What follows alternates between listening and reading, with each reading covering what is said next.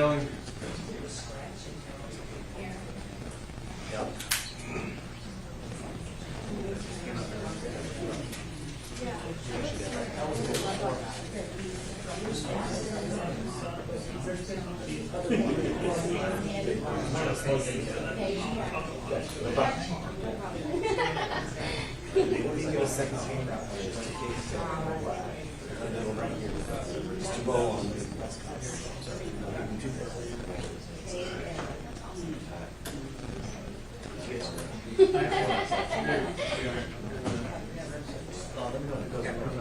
Investigation.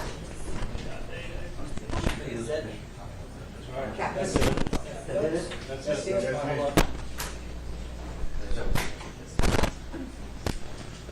Is it still there?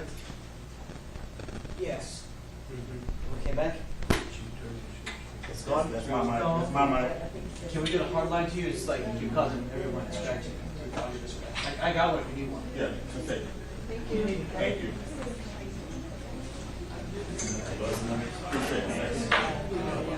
It must be How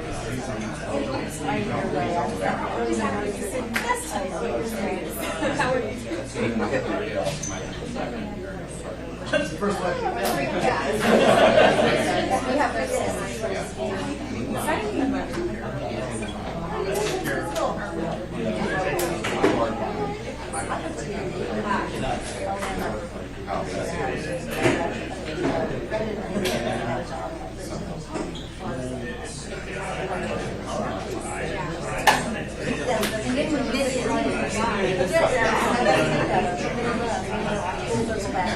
everything, audio, and video. You good? Good. It's a standard coax. It's an SDI out. It's an SDI out. So it is digital. Yeah. Like these can be HDMI, and like here, they can, but we basically for these we do these that. So that's universal. So if you go to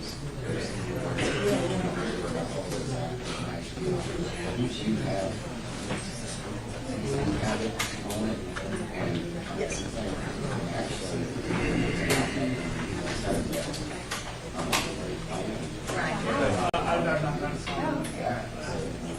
I need to brush up on all my old place of knowledge. yeah. Yeah, so you go get a Yeah. Less. that was something else. Good.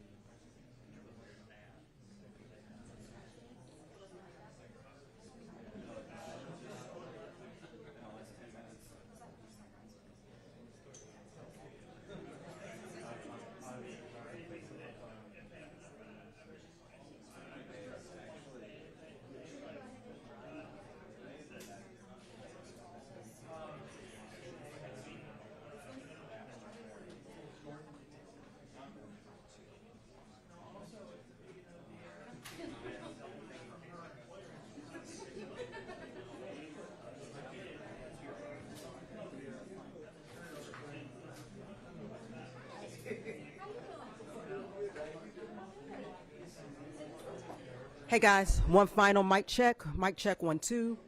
Mic check 1 2. Mic check. Everybody give me a thumbs up. I just want to make sure we're good. Mic check 1 2. Check, check, Mic check. check 1 2. We're in the city of Hoover, Alabama. 1 2 3. Right at 2:30 now, Central Daylight Time.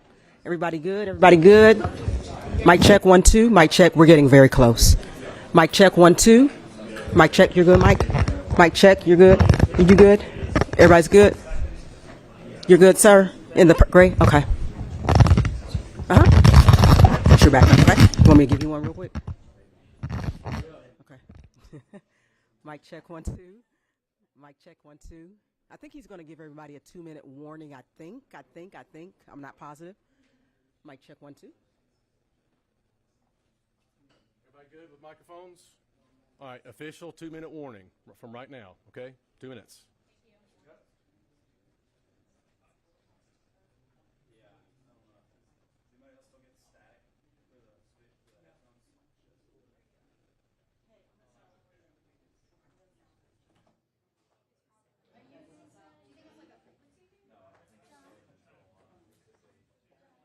Mic check 1 2. It's good? Okay.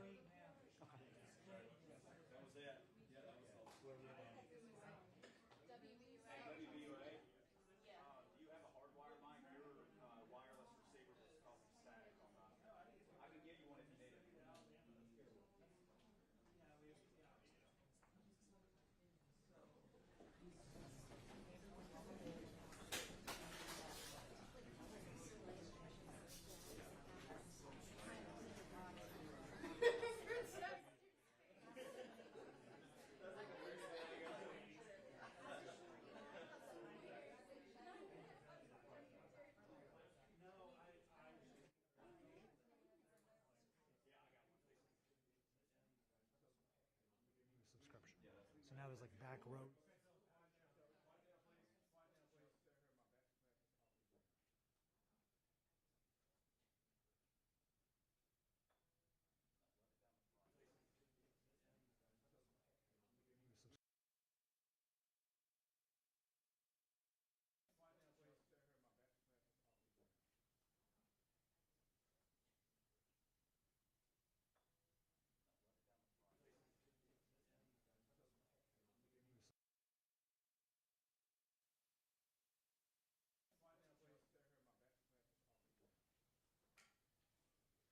All right, good afternoon and welcome to the Frank and Pam Bearfield Training Center.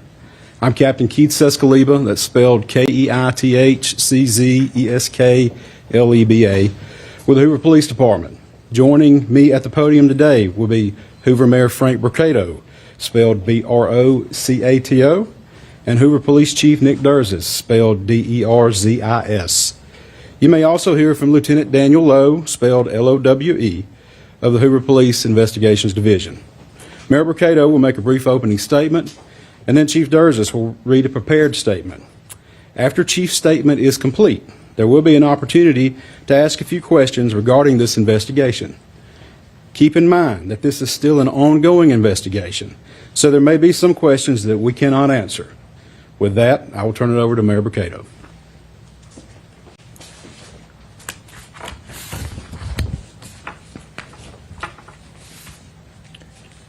Thank you and good afternoon for you all coming today. You know, 6 days ago our community learned about the disappearance of Carlee Russell, and it sent fear and pandemonium not just through our city but the entire state and the nation as well.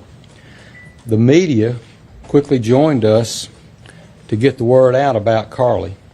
Our community sprung into action and they organized search parties, arranged prayer vigils, and they took other steps that I'm not even aware of to help in this situation. The Hoover Police Department quickly rallied multiple partner agencies, stopping at nothing to find Carlee. I'd like to take this time to say thank you first to the Hoover Police Department, our partner agencies, our wonderful community, and to all those that aided in some way in connection with this situation. As the days have gone on and more information has been shared, we know everyone has questions. The Hoover Police Department is known for being very methodical and thorough with their investigations. For that reason, we did not feel comfortable speaking in detail publicly until now. It is important that we share this information now so that our community can be put at ease. So at this time, I'll turn the microphone over to Hoover Police Chief Nick Durzis. Thank you. Thank you, Mayor. Thank everyone for being here today. Besides me stands the team who played a significant role in this investigation. I want to thank our department, members of surrounding local law enforcement agencies, the FBI, Secret Service, United States Marshals, and ALEA for their assistance in this case.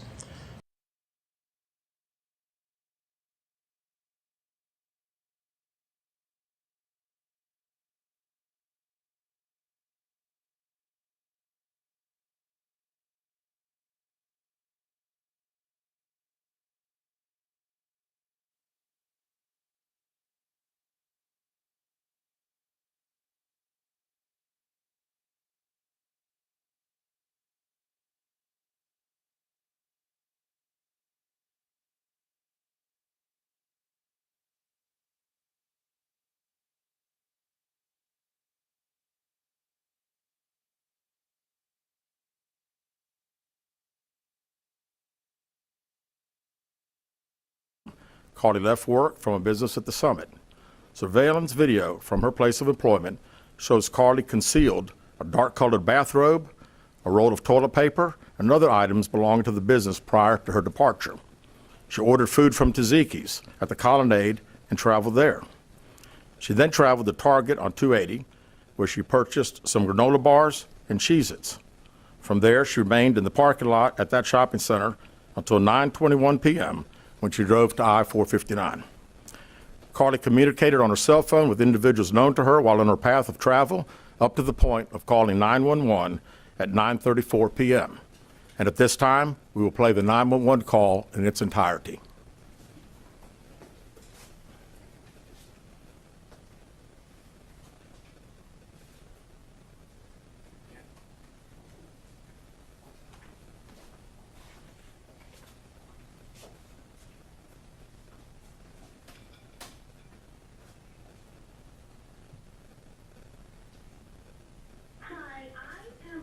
Interstate 459, and there's just a kid just walking by themselves. Hold on.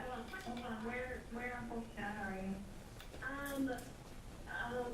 I'm right next to the exit 10 by the Hoover Med, like to get off by the Hoover Med. Okay, so you're before that exit? Yes. Okay, and were you headed southbound or northbound? Like towards Tuscaloosa or towards 280? Towards Tuscaloosa. Okay, and was the child on the left or right side? On the right side. Were they walking northbound or southbound? They're walking towards Tuscaloosa. Walking southbound? Or how old do they look? Like a toddler, maybe 3 or 4. Did you pull over with them? Are you still with them? Yes. Okay, are you with the child right now? No, I'm not. I didn't get out of the car. I can see them though. Do you mind staying and keeping an eye on them until we get there? Yeah, sure, yeah. Okay, what kind of car are you in? I'm in a red Mercedes-Benz Is it a sedan or SUV? SUV. I mean, it's a sedan. Sorry. Can you put your hazards on for me? Yeah, they're on. Okay. Did you talk to the child at all, or did you say anything to them? No. Okay. No. Do they look like they're injured? No, they don't. Are they white, black, Hispanic, or Asian? They're white. Okay. Is it male or female? I think it's a boy, a little boy. White male? Okay, so is he wearing clothes? Yes. Okay. What is he wearing? It's a white t-shirt, and it doesn't look like he has any pants on. It looks like a diaper. And you don't see any cars anywhere? No, no cars anywhere.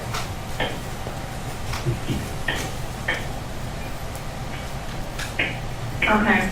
All right. What's your name? My name is Carlee Russell. And you don't see any injuries on the child from where you're at, correct? No, but I can't really see them that good. Okay, try to keep an eye on them for the best that you can, because I don't want you to lose track of them. Okay. All right, and do they have shoes on? No, Shoes? not that I can see. I can't really see that one. Okay. All right, I've got them on the way, okay? Just try to keep an eye on them. Officers are on the way, okay? Okay, thanks. Thank you. Okay, bye. Carlee called a relative after speaking with the 911 operator. She went missing during that conversation sometime after 9:36 p.m. Traffic camera footage was obtained which depicted this portion of the incident, and that footage was analyzed as part of the investigation in conjunction with the 911 call and cell phone data to accurately determine the time frame. Carlee's 911 call remains the only report of a child on the interstate, despite numerous vehicles passing through the area at that time. No one has called to report that a child is missing, and the Hoover Police Department did not locate any evidence of a small child walking down the interstate. Data from Carlee's phone, including her Life 360 app, shows that she traveled approximately 600 yards in her vehicle while she was on the phone with 911, stating that she was following a child. 600 yards. That is 6 football fields straight. 600 yards. The Hoover 911 Center received a second call from Carlee's mother stating that a relative was on the phone with her when they heard Carlee scream, and then they had an open phone line. Hoover police officers arrived on the scene within 5 minutes of being dispatched, and several other officers arrived shortly. They located Carlee's wig and cell phone in the grass near the vehicle. Her purse was located in the front seat of her vehicle with her Apple Watch in the purse. The food she ordered for Tzatziki's was also in the car. The items she purchased from Target, as well as the items taken from her place of employment, were not in the vehicle, nor were they located anywhere around the scene. Hoover police deployed all available assets from the point in the search for Carlee. Additional resources were called in to include our own drone unit, crime scene investigators. Numerous detectives responded to the scene. Throughout the day Friday, officers from surrounding local and federal agencies assisted Hoover police in the search for Carlee Russell. Officers returned to the scene on 459 to conduct a thorough line search for evidence. K-9 teams from the Jefferson County Sheriff's Department responded to check for any sign of Carlee, the child that she claimed to see, and anything else that could be considered evidence in this case.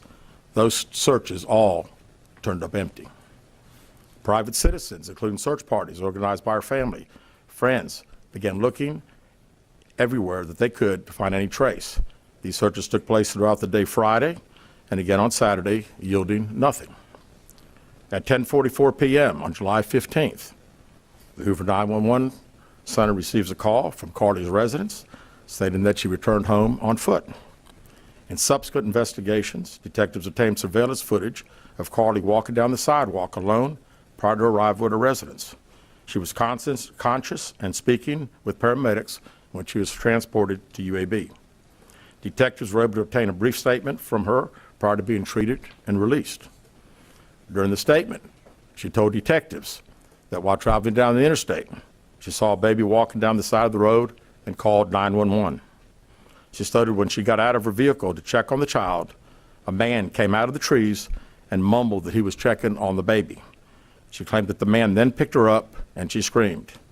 She stated he then made her go over a fence.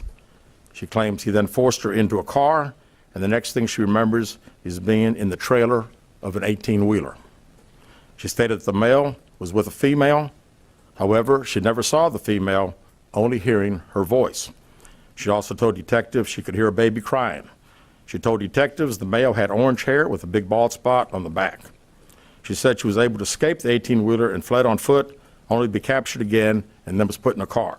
She claimed she was then blindfolded but was not tied up because the captor said they did not want to leave impressions on her wrists.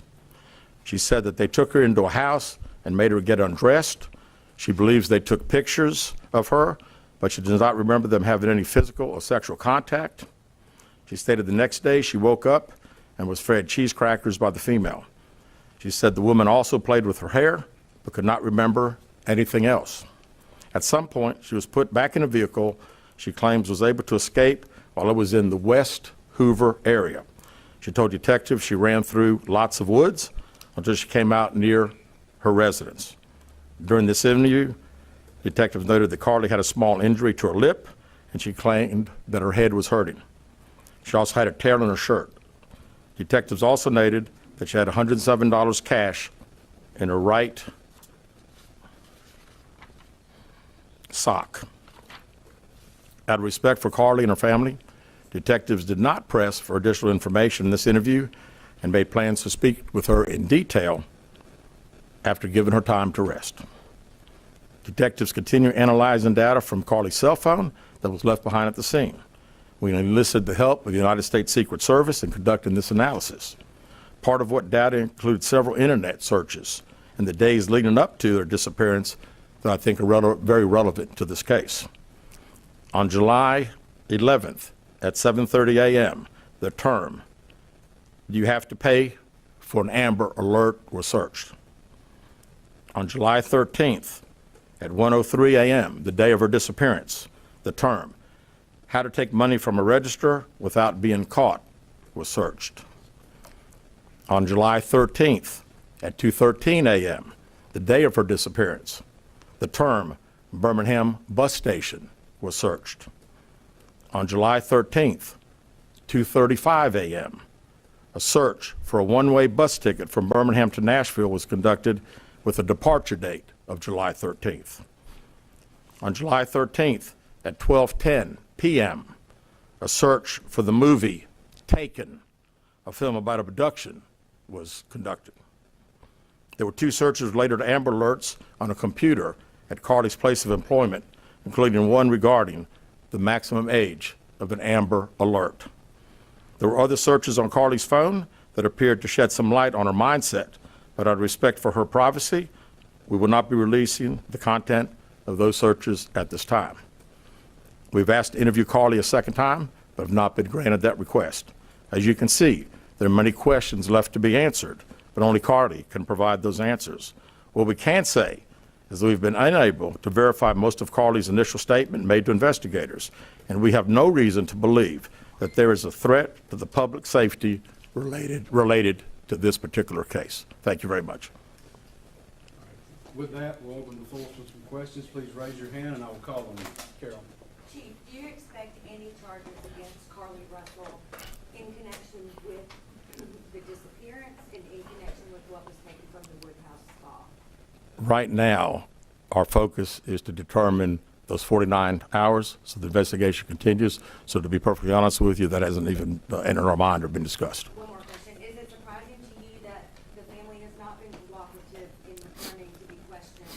Well, I think the family has stated to us that they didn't think that in her mental state right now, because of trauma of the incident, that she's not ready to talk, is what we've been told. Go ahead, sir.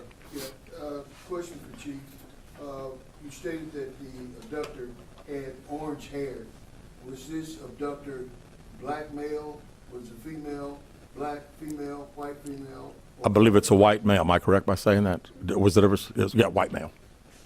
Is this alleged abductor yet on the loose in the Hoover area? Don't believe so. Yes, ma'am. Chief Brittany Deal, WBRC. Has a toxicology report been done, and were any drugs or illegal substances found in her system? We have no report of that. Is any indication of mental illness in this case? Not that I'm aware of. Lisa.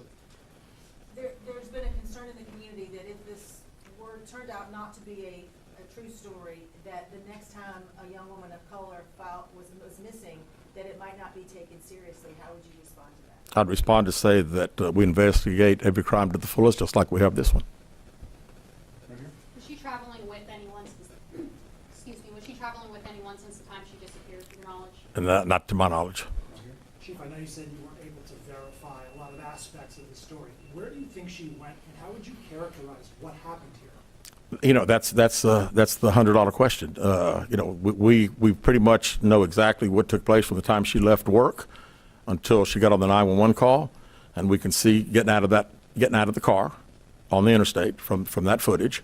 And after that, I think she only knows. We don't know. Well, one quick follow-up. Her parents. Did you speak with Carlee's parents, and why do you think it is they were so adamant that there was an abductor Yeah, I think parents are believing what their daughter's saying, and we've had a very good rapport with the parents, met with them on several occasions. I've talked to them today a few times, and to make them understand that we're under pressure from our community, not only in our community of the state, but nationally when the story hit.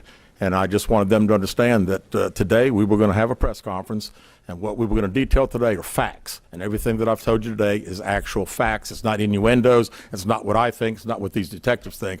It is the factual information that we have. Chief, Algene Robinson, WBRC, how much time do you think you'll give the family before going back to Carlee for sentencing? Well, I think our detectives have talked to the parents, and we're ready to talk as soon as she's ready. So, you know, she called right now. We're ready.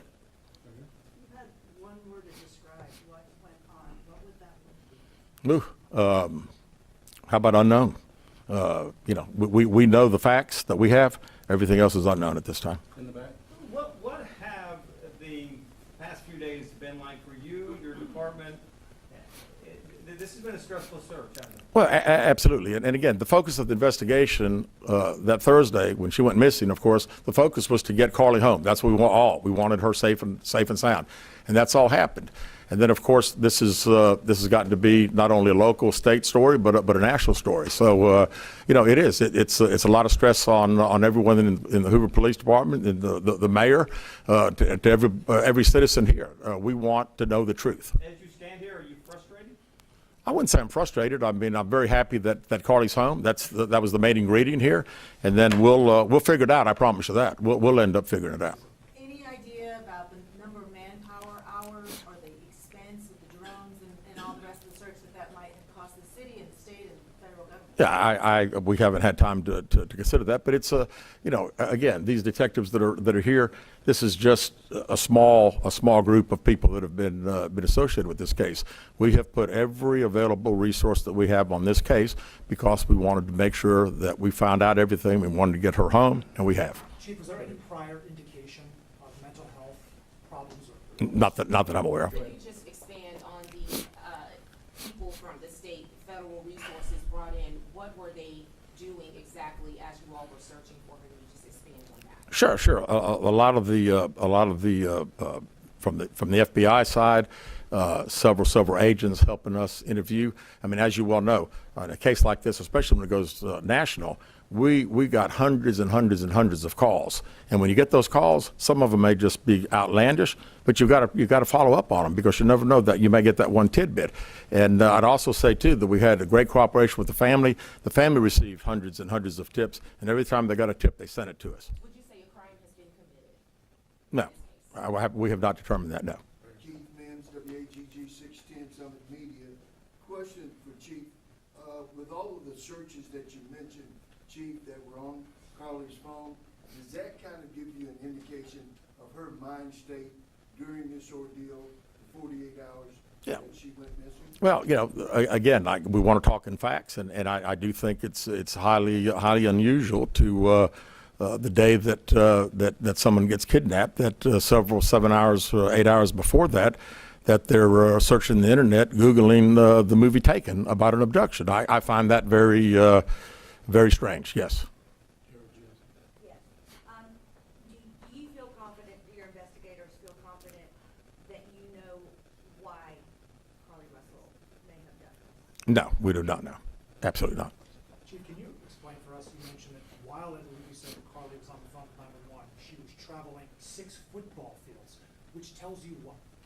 Which tells me that I've had kids, and I'm sure a lot of people here have, and it's very, again, she said it, and I'm not saying it couldn't happen because I've always been one of these guys, never say never, but 6 football fields. I mean, I like athletics, I like football. 6 football fields. To think that a toddler, barefoot, that could be 3 or 4 years old, is going to travel 6 football fields without getting in the roadway, without crying, without any just moving down. It's just very hard for me to understand. Chief, have you used any technology to enhance that video from 459, and did you see a man grab her? We did not see, from what we can tell, we don't see anybody on the interstate other than her car and then someone getting out of her driver's side. We have sent that off to the FBI for enhancement. It has not been returned. Do you think in this case that charges will be forthcoming towards Carlee Russell, and how serious serious of a crime is it to not only fabricate a 911 call, but to lie to law enforcement during an investigation? Well, again, that's not something that we've been discussed since we're going through the still investigation. But, people have to understand that when someone says something like this, we put every available resource. Everybody comes together from, like I say, state, local, federal. It's just a lot of work, and the gentleman earlier said frustrated. I mean, it is a little frustrating to think that all this has been done and we can't find anything out. Did anyone see her calling in from the side of the road when she made that 911 call? No, not to my knowledge. All right, So last is question here. Is this investigation held up until you can speak once again to Carlee Russell? Well, there's a few things that we're still doing, but obviously we want to talk to Carlee as soon as we can and do an in-depth interview. And at that time, I think we'll have these investigators doing some other things. So That's all the questions we're going to answer today. We appreciate you guys coming, and we'll be following up with y'all later. Thank you so much. Thank you for your time, Chief. Thank you.